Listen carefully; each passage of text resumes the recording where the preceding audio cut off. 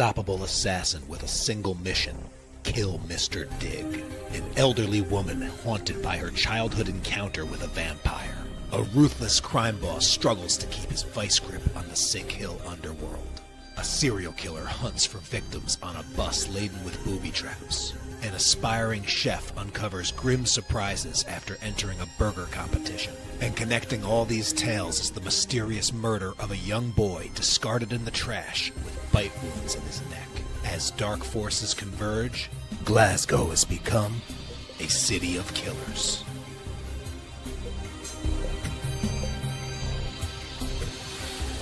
Hi, it's your pal John Lees and my pal Mr. Dig, and we're back with a new collection of Sink. Sink City of Killers continues the pulp crime horror saga with our largest collection yet.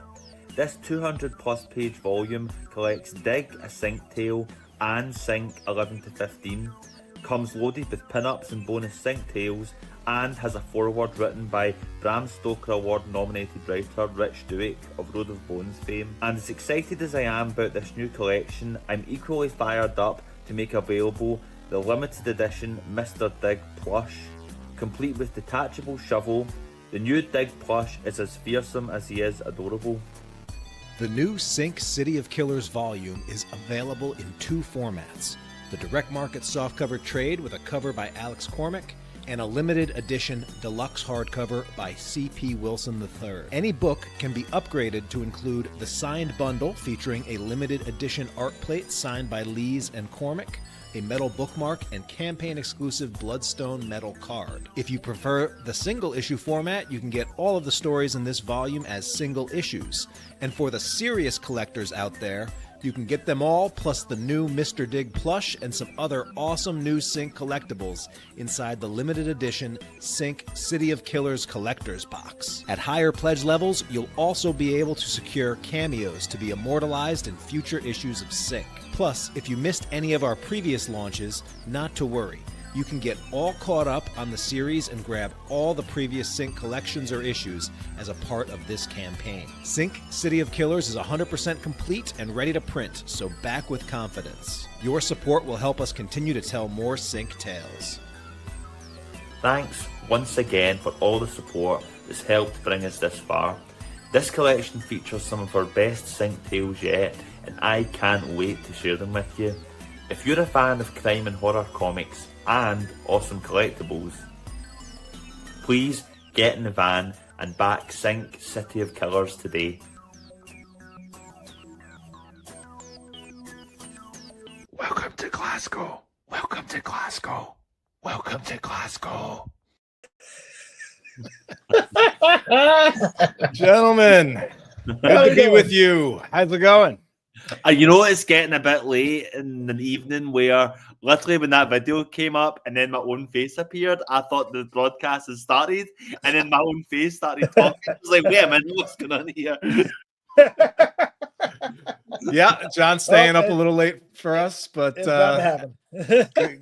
good to have it. That's the witching hour, I guess, over there. But yeah, welcome everyone tuning in, watching the replay and all. This is the Sink City of Killers creator stream, and I'm excited to spend some time with a couple of my favorite dudes in comics, John Lees and Alex Cormack.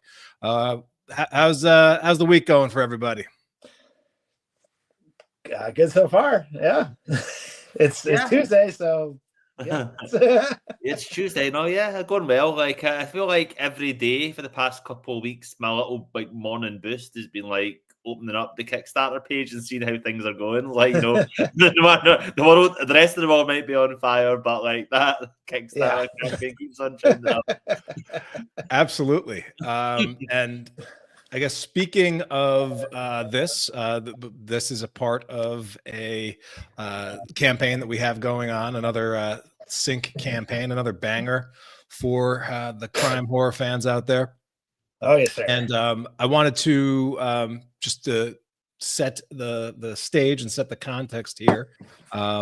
The goals of these streams, as always, is to give you a chance to hang out with your pals John Lees and Alex Cormack and meet the creators of Sink. This is a chance for us to send some backer appreciation to the over 300 backers who have helped us fund the book so far and have already started unlocking some stretch goals. We're actually closing in on the next one at 27,000. So hopefully we can get there soon.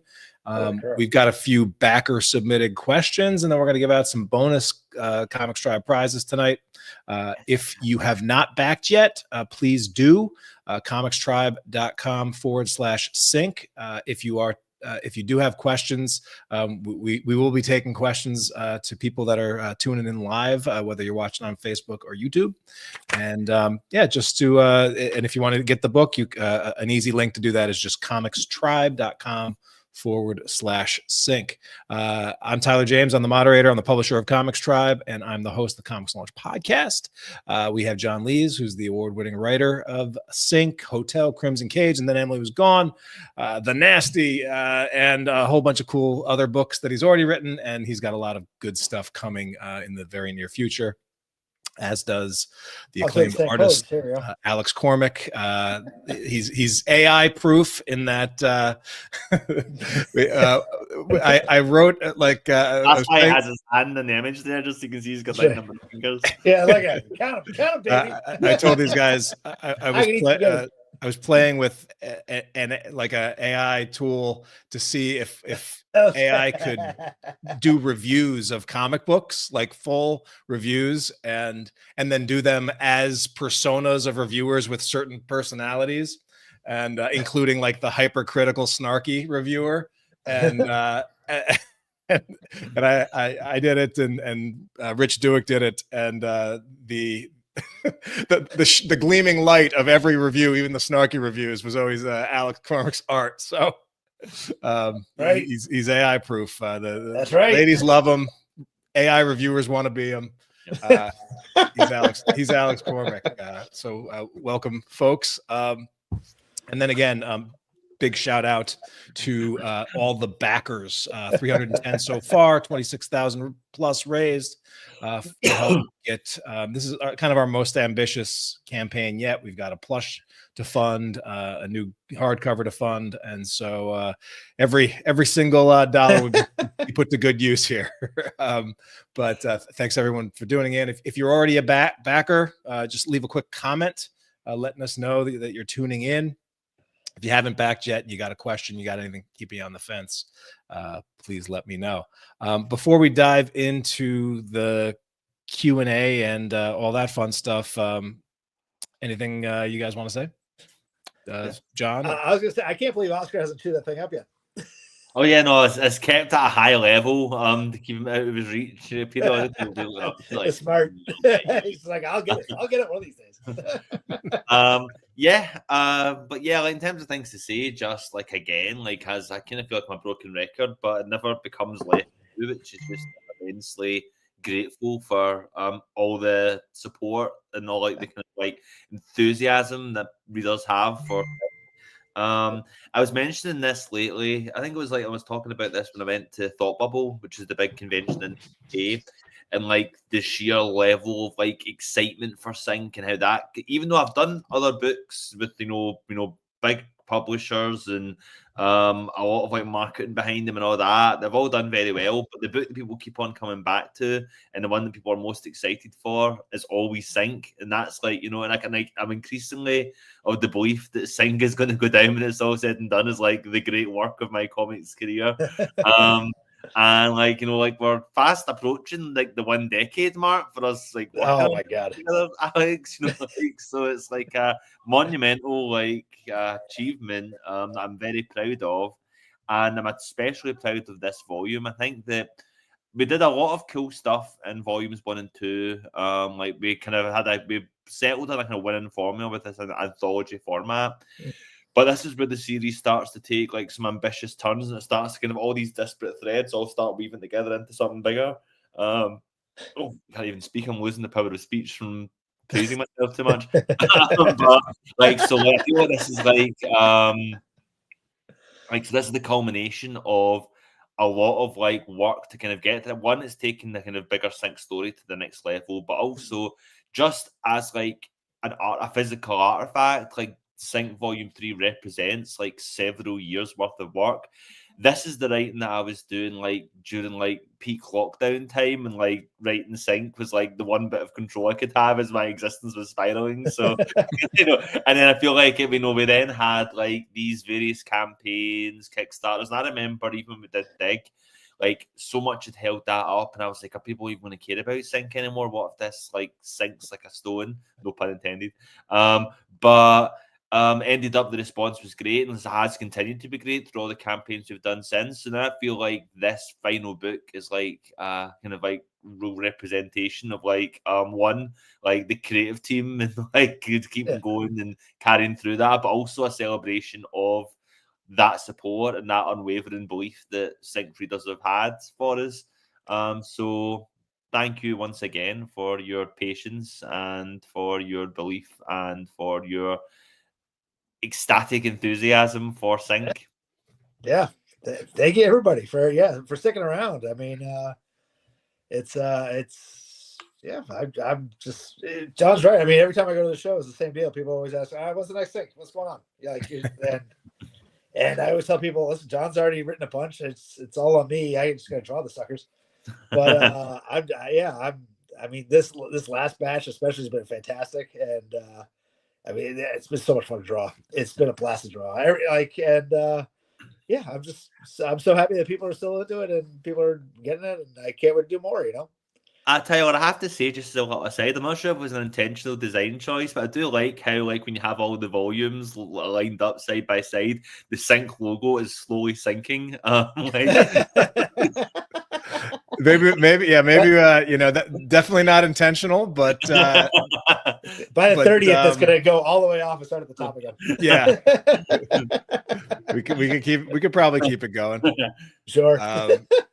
Yeah, you know, and this is one of those interesting parts of just the publishing matrix and where things are with Kickstarter and everything, and you know, one of the benefits of a ongoing series is that we do get to have opportunities for fans to come back, and we've got the built-in fan base and the diehards, and it's sort of allowing us to not offer the core product, but also do some fun collectibles. I know I don't. You got the Mr. Dig kicking around there, John?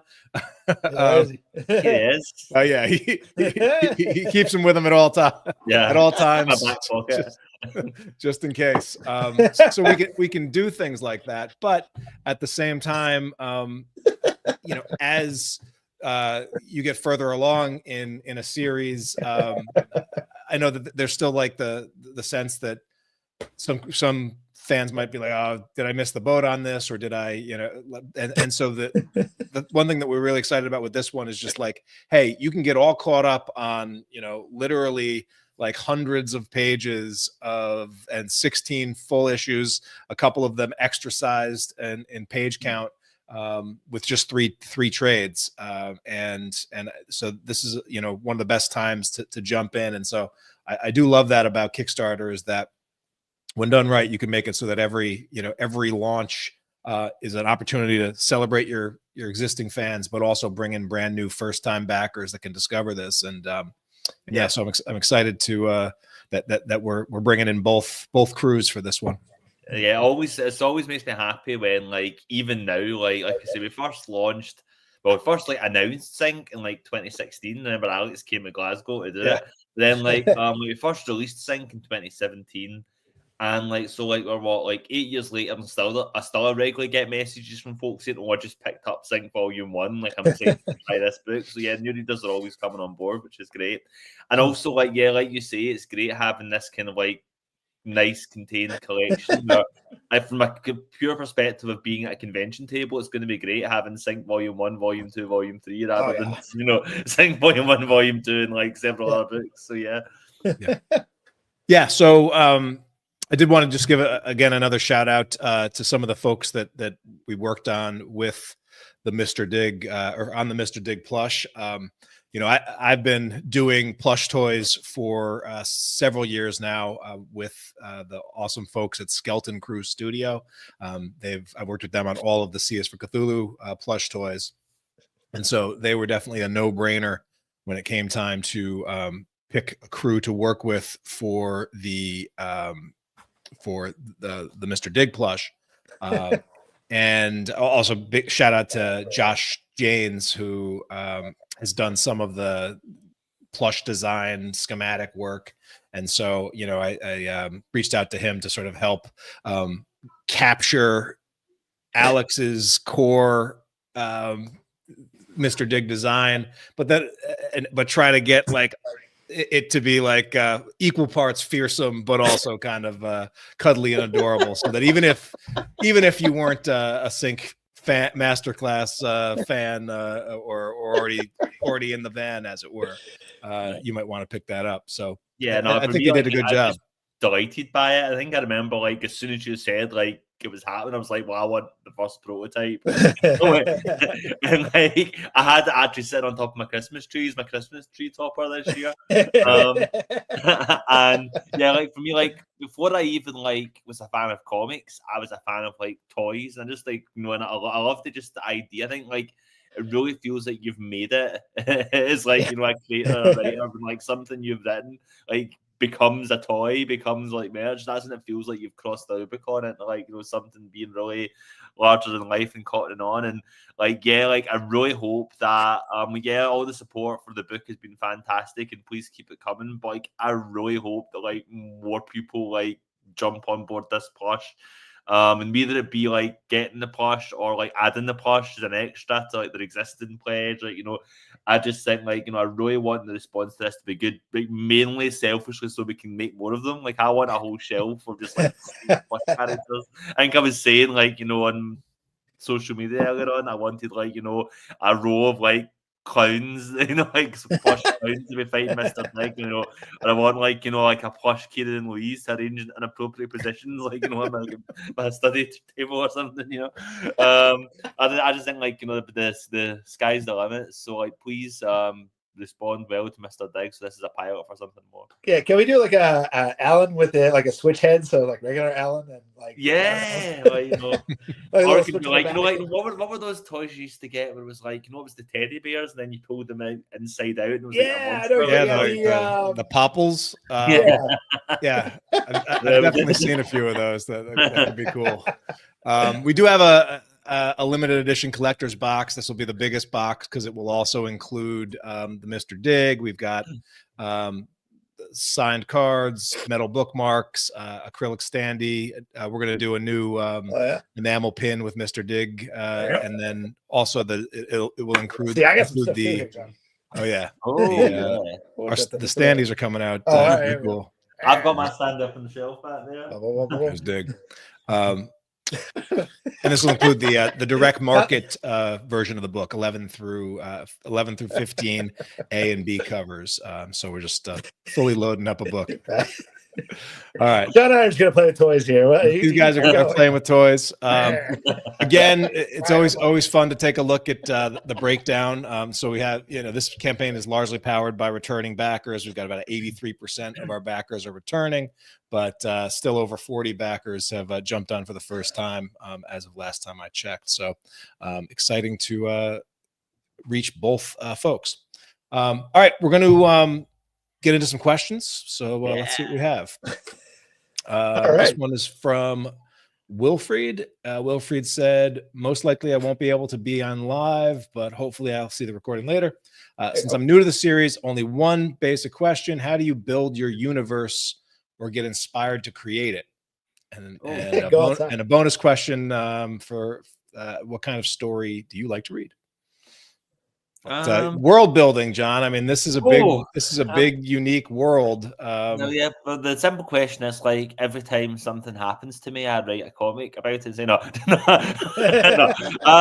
No, basically, like it's just like for me, like it's interesting we talk about building the universe because like that was like what I wanted to do with Sync. Like before this Sync, I'd told stories, I'd like written comics before, but like with Sync, I thought I want to build a world. I want to kind of like create like my own playground that character. Every time it comes up with this, I feel like I'm like, right, that this is gonna have to go back.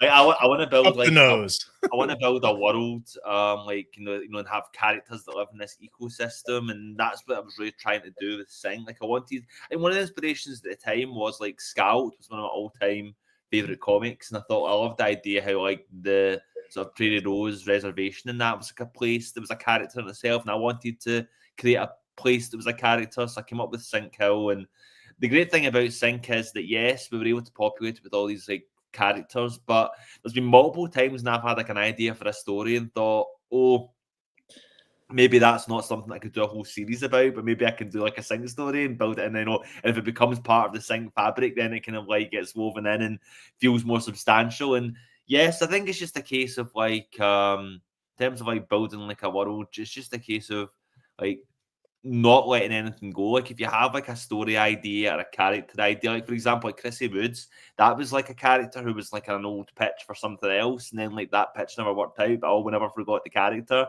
So that's the thing, like no idea, no inspiration's wasted. You can always kind of like throw things in the melting pot and come up with new takes on them. And also like you can start small, as we did with Sink, where it was like a single story about this kid that was lost in like Glasgow and trying to get home, and it can get bigger and bigger and bigger. You can always build on to what you've already made. So yeah, I hope that kind of answered the question.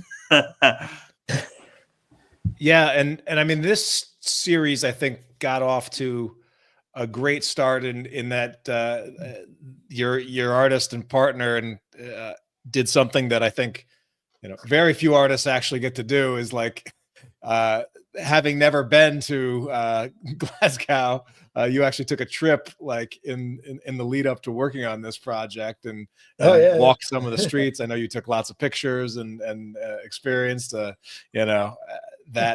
and I think I've definitely shown Sink to some people that like I hear a Scottish accent and I'm like, hey, come over here, and they're like, yeah, I recognize that. And it's cool that even though it's drawn by a Yank, it feels authentic. Great. Like I've never seen someone who looked more like an American tourist than Alex did. Oh, it was terrible. Like his shorts and his like his big bucket hat and his Hawaiian shirt, his camera in his chest, like oh, hi. Oh, locals, hi, I'm from America. What do you mean you want my wallet? Oh yeah, it was I remember it was Ashley. Ashley was pregnant at the time and everything, and the story is I read the first script to her the night before, and I said, oh yeah, so that's where John's taking us, and she was like, yeah, you mind? And I said, John knows what he's doing, it's fine. Oh yeah, I'm a tough guy. I was like, he's local, he knows all the customs. But I just remember we did a thing with your friend Ashley's story, and I remember like the kind of like live recording we did, the three of us for like the commentary for issue 5. Yes, and you mentioned where we walked, and I think I told that exact same story, and she was like staring at, like looking at you like, you brought him there? You out of your mind? And I was like, oh, it was that bad? It's a little rundown. I think it was that bad. So what your answer to that second part of the question, Alex? What kind of stories do you like to read? All sorts, all those. See all the back, all that stuff. Well, I mean, for Sink, I mean, any influence for that is all over the place. Well, like Scald, who you mentioned, that was I remember loving that one, and oh golly, what's the guy's name? I'm blanking. I could probably grab the book, but his art style was always in the back of my head while drawing this stuff, and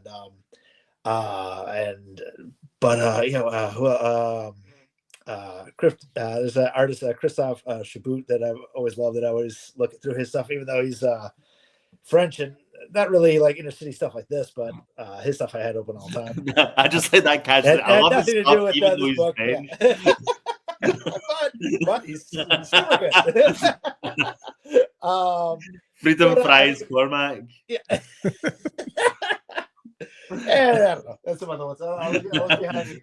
Who else is up there? I don't know. Then a bunch of people inspired me. So I'm really good at this. Piggybacking off the original question about world building, like I'm curious, like Alex, like because you've just started cracking into volume 4, which, we've got an established world, you've got an established setup, 16 issues in, but there are some new characters and some new scenes that are in this thing. Like, do you have as you're like going to do character designs? Yeah, we're gonna get to that. Yeah, we'll get to that. As you go to do sort of character designs, like, do you have a sense of like, all right, this is a character that fits in the world of Sync, or are there certain, like, from a world building and character design standpoint, like what makes up a Sync character design versus maybe one of your other books or anything? A lot of that'll be because John will have a lot of description in there, which is great. Like I used to get compliments from Mr. Dig, and I was like, that was John. John is like, he just said, all right, this is Fox Mask. Like the type of shirt, the type of pants, the whole bit. I was like, all right, like that. My work's done. I just got to draw that. Like, he's like, just do this. And that was with so there's like one character that'll be coming up. That was like, that's gonna be like an old lady, but like a specific like angular haircut. And I was like, all right, I gotta figure out what that is. But it's most of it.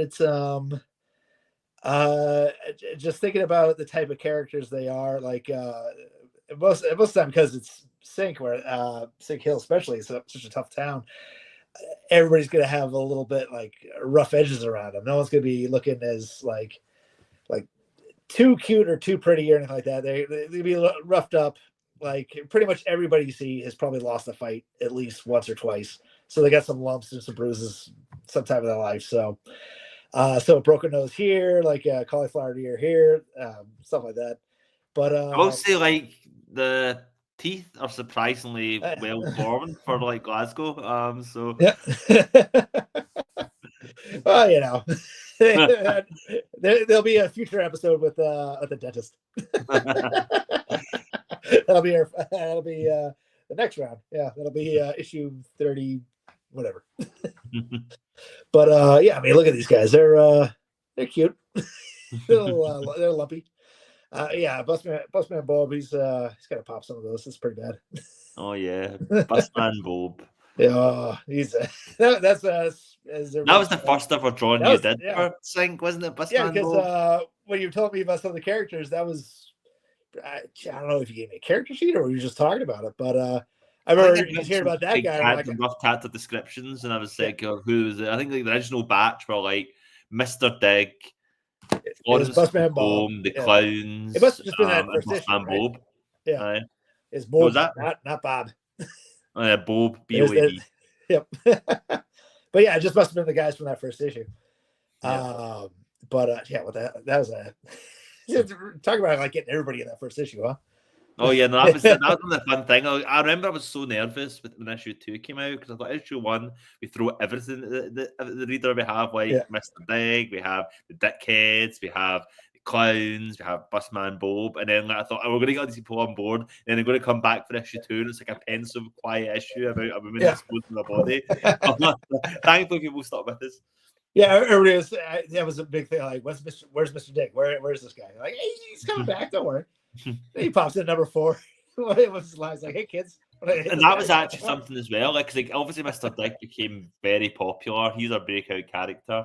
But like after like Dig and his big showcase, he went away for a while. And I remember I have like feeling guilty, like we're putting him on the cover of like Sync Monsters when he didn't actually show up in Sync Monsters. And I was like, and then so I kind of feel like when he finally does come back, like halfway through or a little over halfway through volume 3, like it feels like a big moment. Like we've kept him away long enough. Oh yeah. To disappear. Oh man, and what a return too. That that issue 14 was. That was so much fun. Anybody who hasn't read it yet, or about to get it with this whole collection, I mean, that's just, I'm excited to see how people react to the third volume, which will be our biggest, because we made the decision to include the Dig 64-page sort of OGN one shot, and so that kicks off the volume, and so like. I can just imagine like the person that gets this, and they're like 64 pages in. It's like, how did it, where are you gonna go from here? And then the rest of the volume. That isn't even Sync 11 yet. That's just the kind of like interludes before we get into the story. Yeah, it's going to be quite the collection.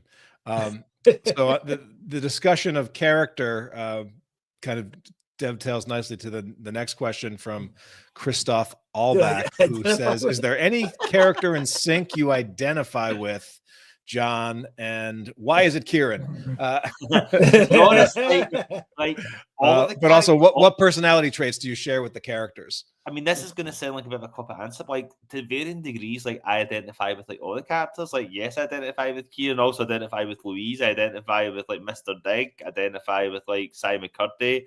Like, you know, like all of the characters, even the ones who like on the surface like very different from me. Like, I'm not murdering anybody, and I'm going to admit on a live broadcast. But like whether it be like some like thing they say or some thought they have or some like, you know, like I think that's like how you make a character more real and take them beyond being like an archetype, is if you like inject that little bit of yourself into them and like that little bit of like, you know, humanity, like whether it be like, you know, something as simple as a turn of phrase or like POV or a bit of lived experience. I think that kind of like makes things feel more real. So yeah, I think like, you know, like not just in Sync and everything that I've written, there's always like at least a wee bit of myself like in there in all of them. And Alex, as someone that you know, will occasionally be your own model for some of these, you have to see yourself. I've killed myself like 100 times in this book.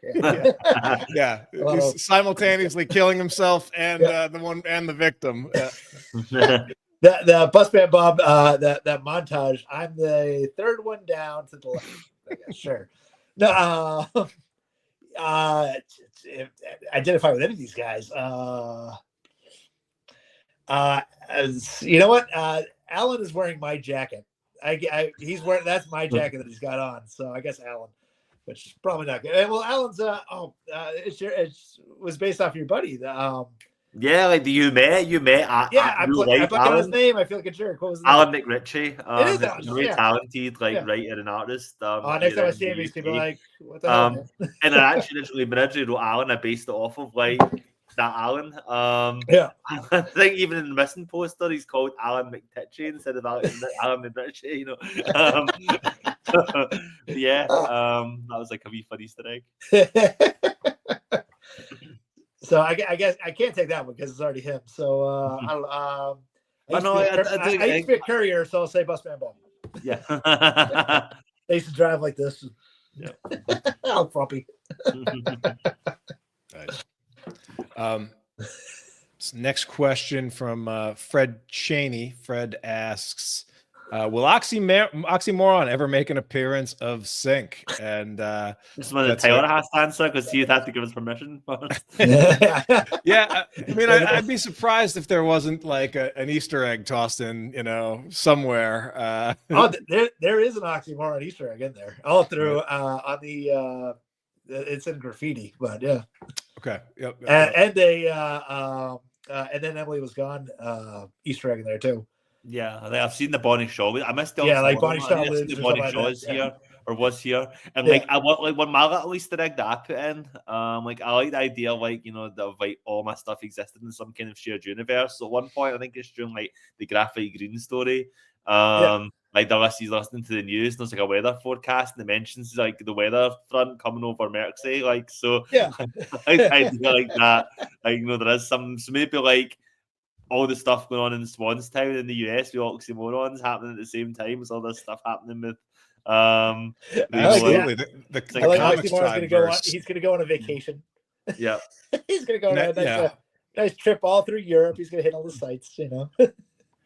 For the 20, I don't know, maybe for the Comics Tribe 20-year anniversary or something, an idea like I've been kicking around is just like a short anthology project of like crossover shorts that would mash up any character that is potentially has been in anything. Could be fun. You know, Image United, but enough that it would actually we could actually complete it. We'll talk later who would win a fight, Mr. Digg or Oxymoron. It'd be a good one. It'd be a good one. And I will say, for those of for backers out there that supported the Oxymoron Killing Time hardcover campaign, books are shipping, are shipping, and so should be arriving and have already started to arrive. So shout out to Jay Burns, who said he's going to he'll catch the rewind, but is going to do an Oxymoron Killing Time unboxing soon, and is a huge fan of all Comics Tribe folks. All right. We're a big fan of you too. Awesome. So yeah, keep looking for those Sync Easter eggs, and I'm sure we'll slip a few in. And then also, speaking of making an appearance in Sync, I do want to shout out that we decided for the campaign this time to expand a little bit the number of or the opportunities for cameo tiers. This is something that we had fun doing in volume 3, and we've got a bunch that have already sold. So let's see. Our Citizen Supreme sold out already. That's one backer is going to be in the background of each issue of Sync in volume 4. And then we've sold one Blue Van Clown cameo, but we still have cameos for a number of the issues, including, let's see, what do we got? Oh, this is a great way to kind of break it to Alex. There's going to be so many crowd scenes in volume 4 that we can fill these extras in. Wait, what? Yeah, there's going to be a lot. Like dinner with Andre type of thing, where like we're just two guys just hanging out. Yeah. So yeah, if you have the desire to be immortalized in the pages of Sync, you can be a dweller in a sex dungeon. It could be a sex dungeon if you want. This would make a great Valentine's Day gift for 2026. What kind of pictures am I to get for that? I need a photo of you guys. No, I need some photo reference. That's going in this special collection. Yeah, that'll be a good. That will be in the back of the trade of that one. Yeah. And then we've got a spot for a Street Tough in Sync 18, and then a Dead Body cameo available in Sync 19, and then a Dickhead cameo. Actually, a couple Dickhead cameos available for Sync 20. So still plenty of opportunity for you to get immortalized. We also include little teasers of what to expect in volume 4 through those little cameos. Yeah. What I want to do before we get to teasers is I want to do our contest, our backer contest, because I don't want to give that away until we announce the contest. But yeah, let me see where that is here. Give me a second. I will pull it up. So yeah, I mean, one of the things that makes Kickstarter special is that, it runs for about a little under a month, and we try to make it an event. We try to have some fun with our backers. And nice thing about an ongoing series is we got backers that like really know the world of Sync at this point.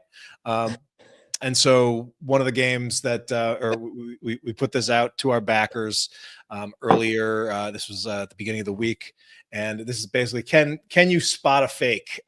John, as we've talked about, great ability to create memorable characters by description and names. Alex, obviously great at coming up with iconic designs for them, and so 3 of these names are characters that will appear in the next volume of Sync 16 through 20. One of them is a fake one made up by me, non-Scottish. And so as John said, if you were Scottish, you could probably spot the fake a mile away. If you're not, you might struggle. And so the choices that we presented to our fans were Tatty Boggle. Is that how you pronounce it, John? Tatty Bogle. Tatty Bogle. Okay. B, Skeeves McGonkle. C, Queef LaBeef. Queef LaBeef. It's the beef, yeah. and D Big Chunk. And so we asked all our backers to submit their best guesses. And sometimes we do things like this and it's very evenly split. This was not one of them. Oh, So this was how fans guessed. Far and away, you are not LaBeef. they had beef with Queef LaBeef. And some of the responses included from Samuel Greening. He said, although I found it hilarious, I'm going to vote for Queef LaBeef. Travis says, I'll say Skeeves because I want Queef to be a real character.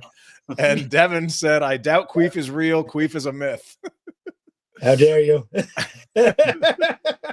And John, so, you want to tell him? I can confirm that.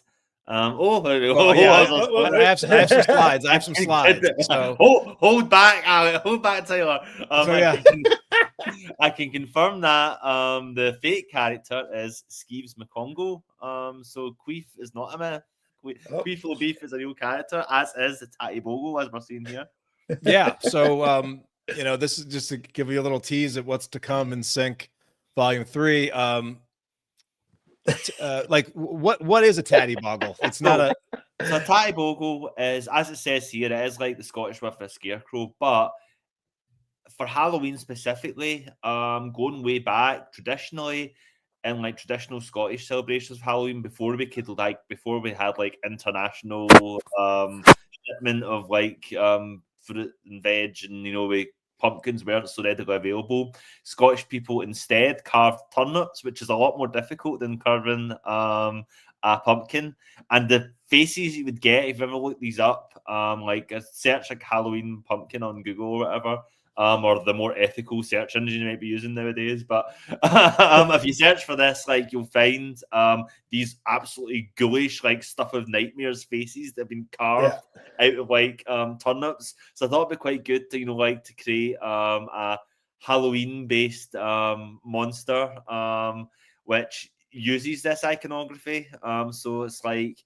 So this character, without going into too much what the story's about, but the Tatty Bogle in Sync is someone who comes out once a year every Halloween and inflicts terrible punishments on those who are insufficiently celebrating in the Halloween spirit.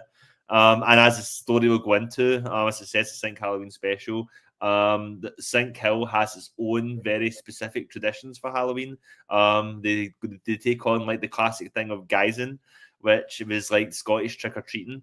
And Sync Hill has its own particularly ghoulish variant of it, which we'll go into, I'm sure, once we start promoting this book down the line. Yeah.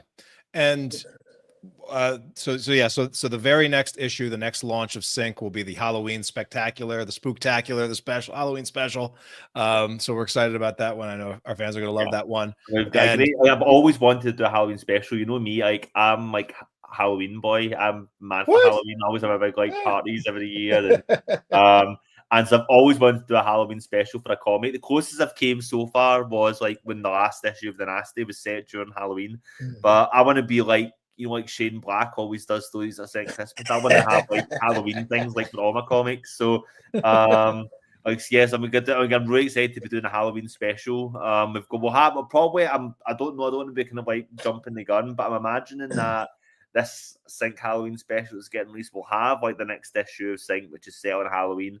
But I'm sure we'll be able to find room for the various like Halloween themed things I've done for Sync over the years as well. I'm sure it'll be a big celebration of all things spooky.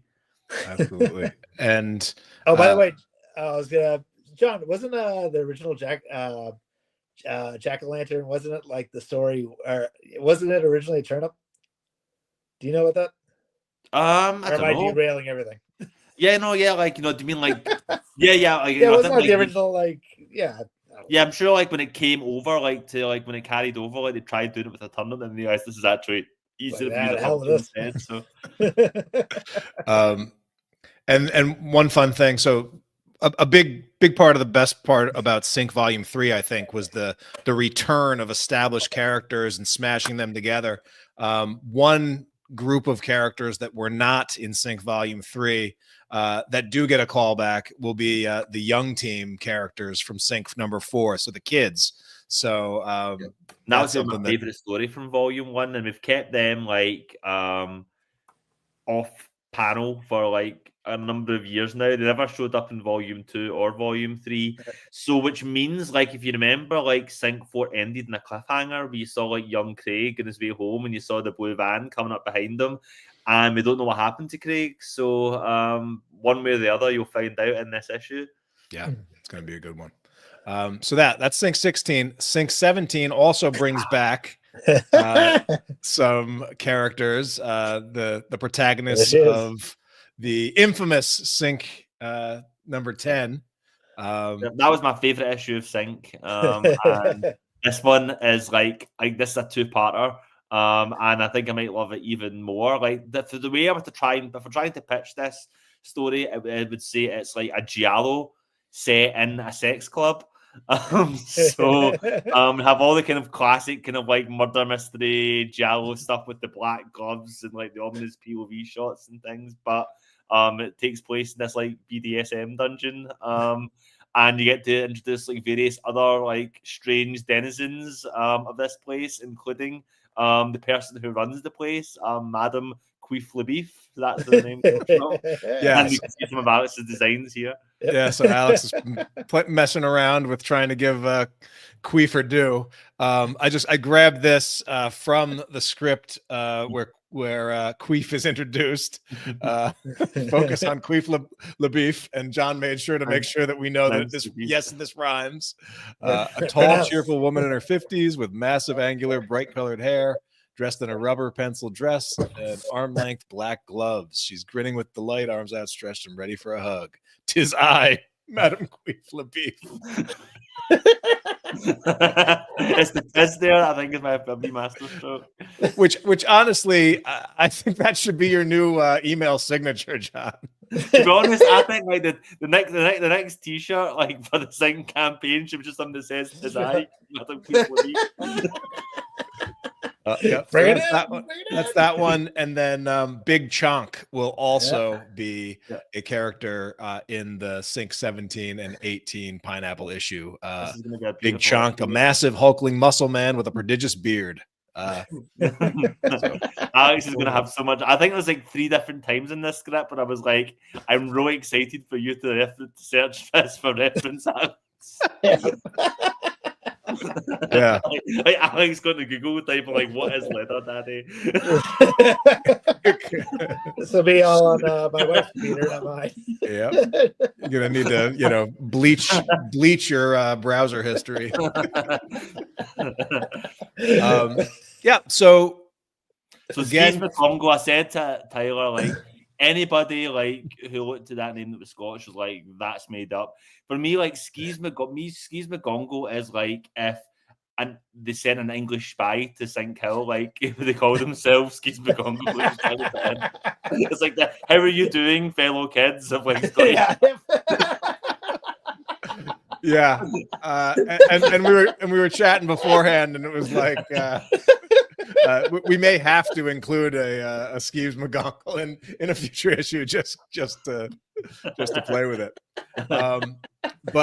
So we said that we would take anyone that did identify Skeeves, and we had looks like 5 correct guesses.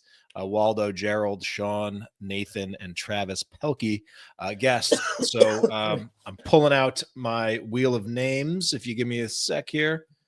Wheel of names.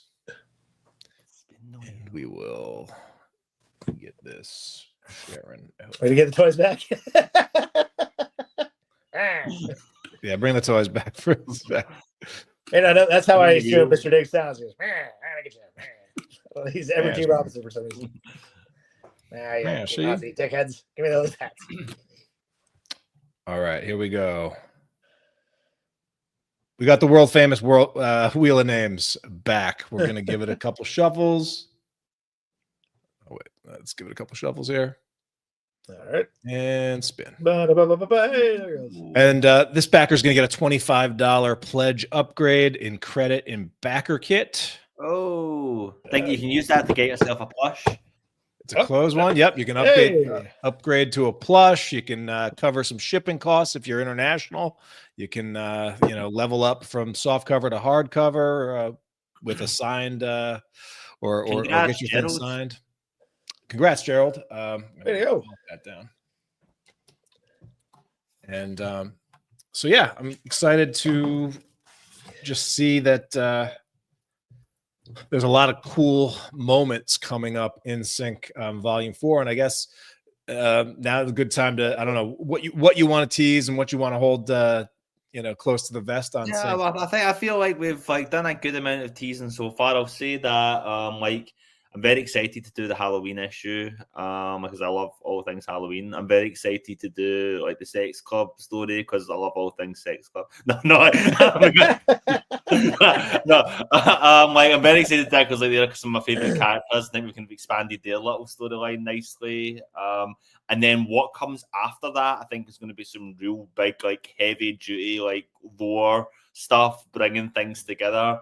And we really start to see it starts to build on some of the stuff that Volume 3 ends in, and I can really see where the storyline's going. And I reread issue 20 quite recently, and I was like, it had been so long since I'd written that, I'd almost forgotten. I was like, oh my, this is actually really good. Maybe I can write comics after all.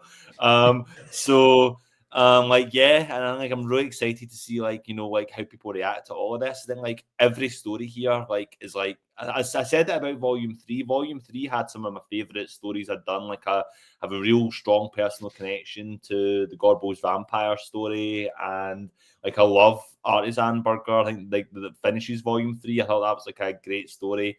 But with Volume 4, I think it levels up again. Where all of the stories in that are up there with my favorite thing I've written. I think whether it be Pineapple, whether it be Geisen, whether it be the last couple of stories in there.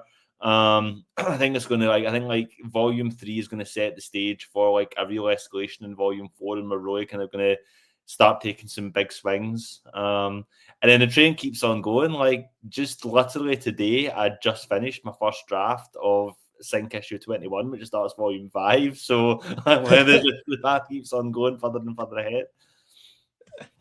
Yeah, it's exciting stuff. And Alex, you've had a chance to skip around. Is any moments in particular that you're looking forward to drawing now that you've taken a quick look at what's to come?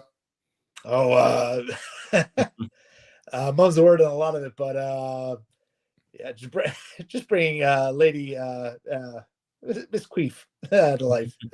That's gonna be fun. No, I mean, I'm looking forward to getting back to the especially the young team, drawing those guys again. And then some Halloween costumes as well. Yep.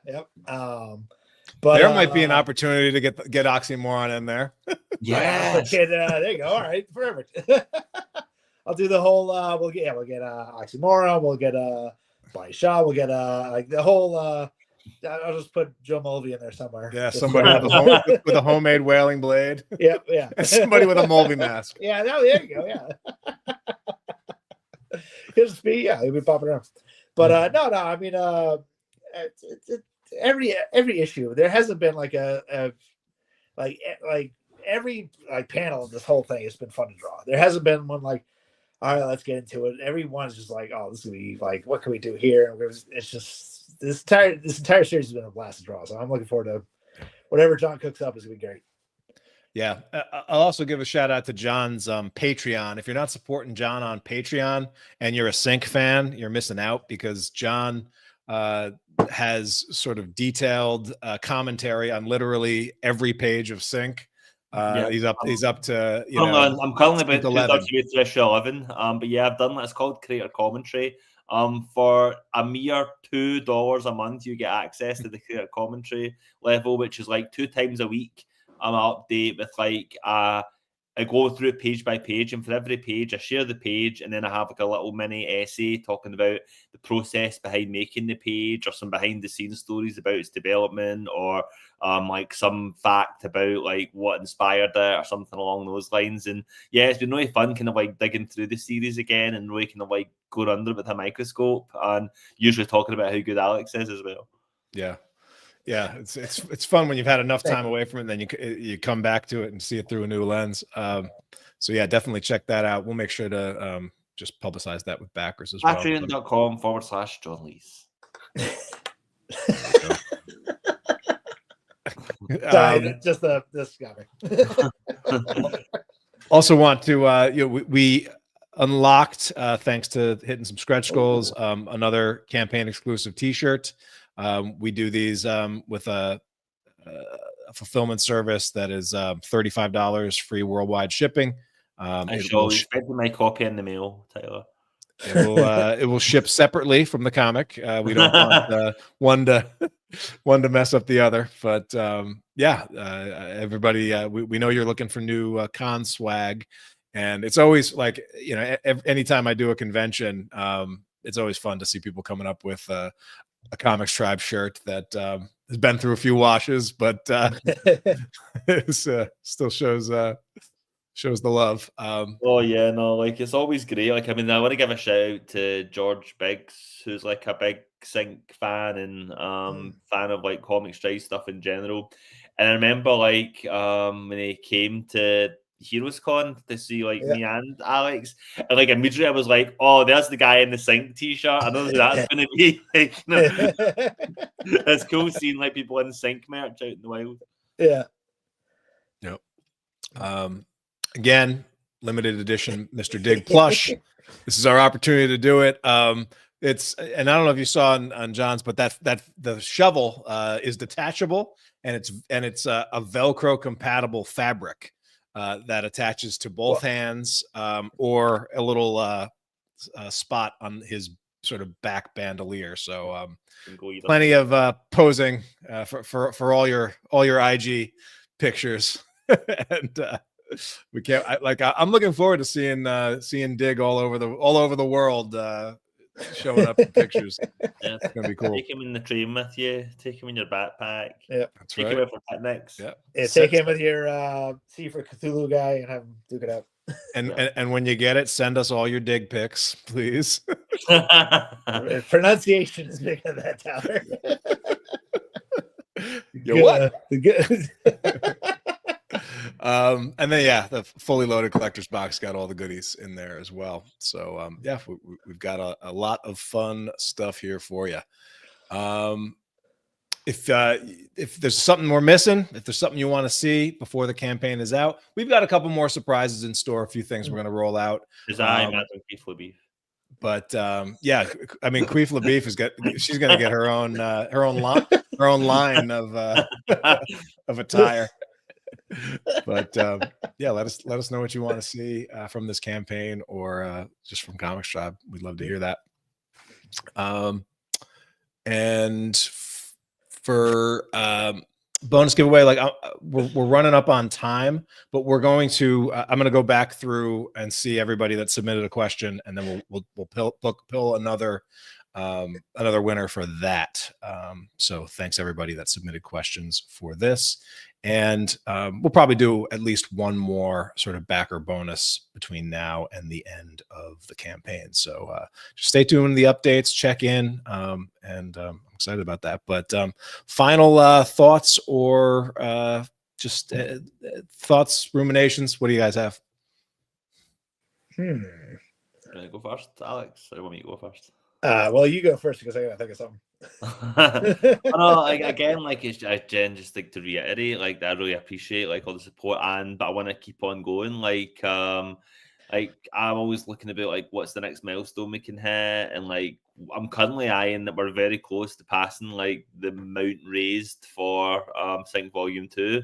We've still got 10 days to go, so I'm hoping we can get past that benchmark. But for me, the big thing, more than money raised, is I want to see number of backers. I know every backer that's getting this is someone who's going to have the book in their hands, and so please do spread the word. If there's someone who you think would like Sync, even if you're already backing the book, tell them about it. Tell them it's the chance to get on board.